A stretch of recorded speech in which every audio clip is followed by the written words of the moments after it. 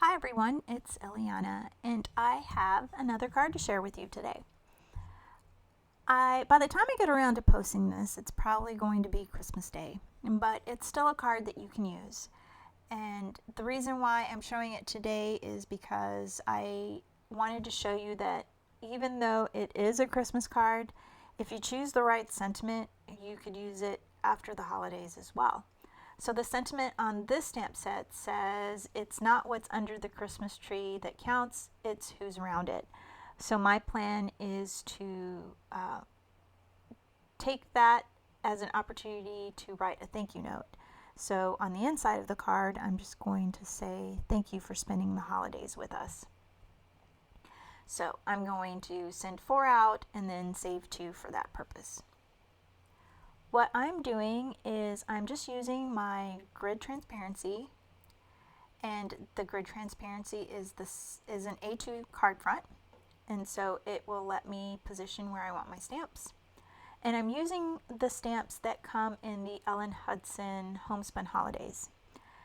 And I did turn my card design sideways, and that's because I need to use both sides of my MISTI to complete my card. I am stamping out on some masking paper so that I can cut some masks. And now I am going to stamp on my panels. I cut out 6 card fronts, and I'm just going to stamp everything in stages just so that it makes the process go faster. And I will do some overstamping, so just be prepared because I pretty much do that on every card. Now I've trimmed out the mask, and I've made several masks because I just thought since I'm making several cards I might need more. So I did cut out 3. And I'm just adhering it down, and I'm pushing it down really well because I'm going to do some ink blending. And I'm using my mouse pad that fits inside the MISTI. It doesn't come with it. It's a separate purchase, but it works really well for ink blending. I'm using some distress ink with my blender tool, and I'm using Evergreen Bow. And I actually just chose this color because it had a Christmas name, and I thought it would be a Christmas color. And I knew it was going to be like a bluish green, so I thought it would save me some time and not have to deal with the contemplating what color to do. And so I've just did all my ink blending, and that is what took the longest. It was the longest thing on all the cards. So if you want to save some time, you can just skip that part if you like. Now, I am coloring the burlap sack. I'm using 3 colors. I'm starting with my darkest color, which is E35, and I'm just flicking. And then I'll go in with my medium, and then I'll just color the remainder with the lightest color.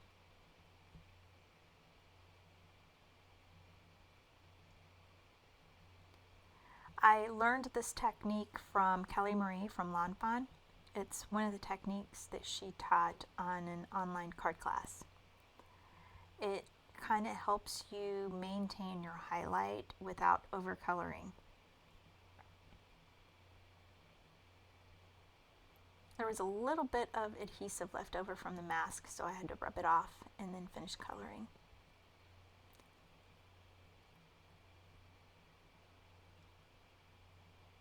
So now for the ground, for the floor, I'm just going to do some simple coloring, nothing fancy.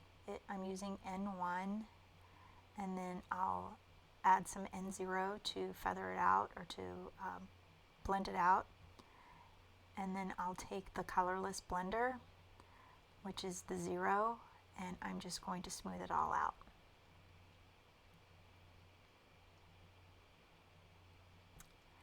And now it looks like the tree is on the ground.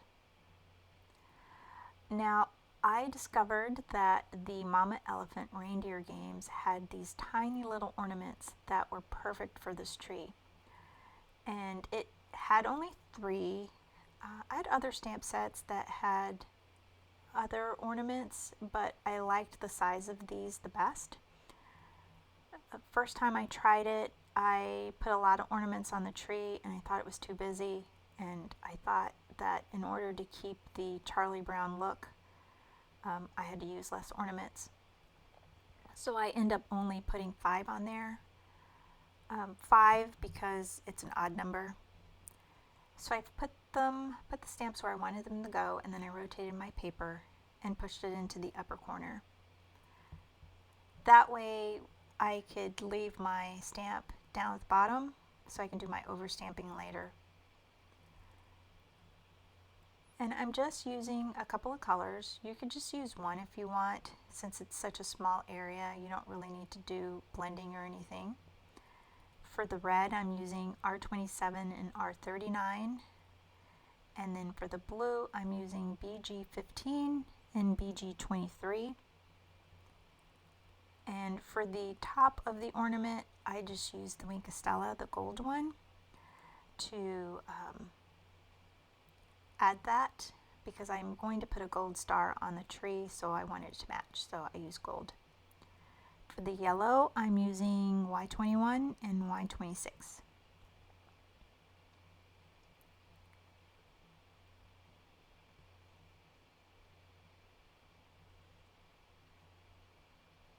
So now I'm going to put my cardstock back into the MISTI, and I'm using my Onyx Black ink. It's something that I do on almost every card, and I'm sure you're tired of seeing it, but I like to stamp it so that it gets extra dark. It really, I just like it. I'm not gonna lie, I just like it. I like the way it looks. I'm going to add some clear embossing powder, and it really doesn't take all that long because it's super fast. Once you have your embossing powder in a tub like this, it's easy to do. You heat up your heat gun and then you just zap them all really quick and you're done. I did that once more with 2 more ornaments, and now I'm going to overstamp and do the tree and the sentiment. And you can see I didn't get all of the sentiment, and so I'm going to go back and stamp it. And that is how the MISTI was born. I was making Christmas cards and I kept messing up. I wasn't able to restamp and save my card, and so I had to come up with a way to stamp in the same spot again, and that's how the MISTI was born, making Christmas cards.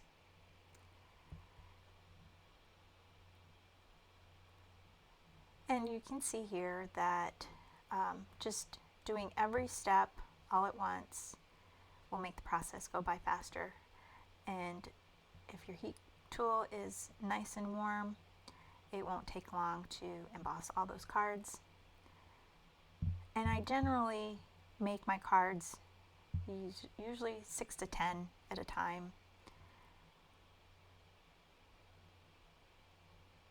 And you can see that I'm doing this pretty fast. Even though it's on fast forward, you could still see it didn't take very much time to do it.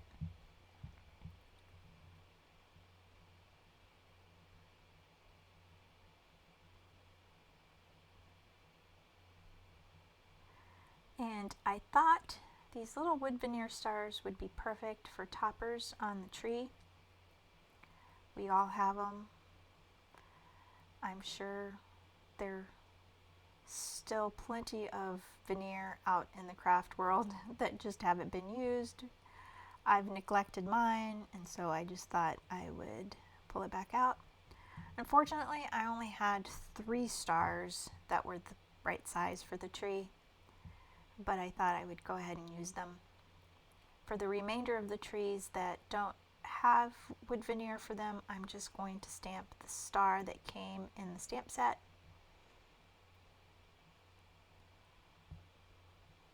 And I'm just going to use the Delicata ink, and I'm going to use the gold tinsel embossing powder.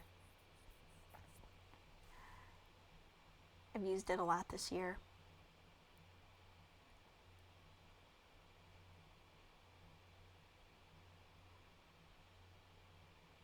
And now I am just going to pour the embossing powder onto the card. It's such a small area, so I don't need to worry about funneling it back in on a bigger sheet of paper.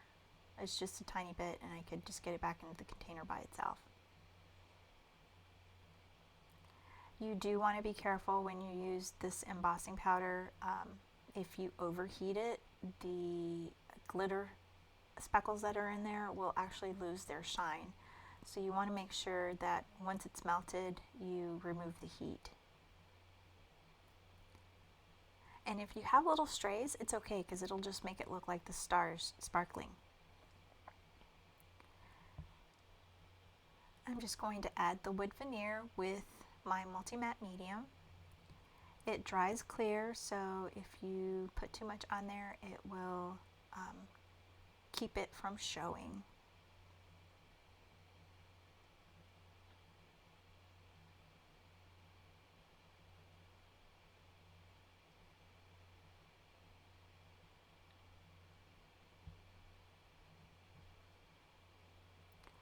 And now that, while I'm waiting for that to dry, I'm going to pull out my glossy accents. It used to be really popular to put glossy accents on everything, and then we started to use Wink of Stella, and we neglected the glossy accents. And so on this first one, I actually just put the glossy accents on it, and then on the remainder of the cards, I actually used the clear Wink of Stella on the ornaments, and then put my glossy accents on there.